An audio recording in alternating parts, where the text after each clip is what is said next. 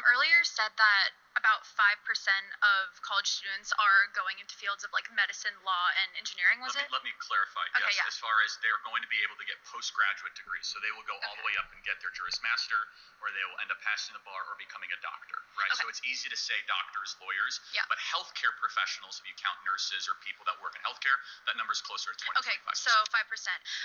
Who here has a doctor? Can you like raise your hand if you have a doctor? Like a medical doctor, yeah. Like a medical Yes, I do, doctor. yeah. Yeah, you do. Okay. 5% is still a lot of people, right?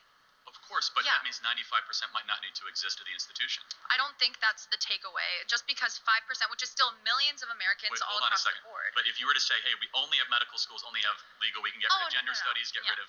So what's the contention? Well, gender studies is actually, if you look on like the pre-law track, gender studies is a pre-law track. If you're going to be a lawyer, you have to study gender studies and other social cultural That proves my point that studies. college is a scam. Why would a lawyer need to study gender studies? Should a lawyer know the law? It's a social science. The law, you think the law isn't inadvertently affected by social, cultural, and gender norms? Of course it is, but shouldn't they first know the Bill of Rights, the Constitution, the Federalist Papers? We learned that in high school.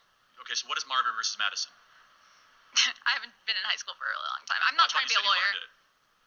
Yeah.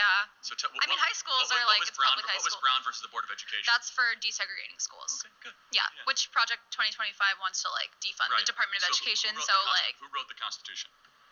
Founding Fathers, 1778. I don't know. It wasn't 1778. I don't know. Close, Yeah. You don't know? No.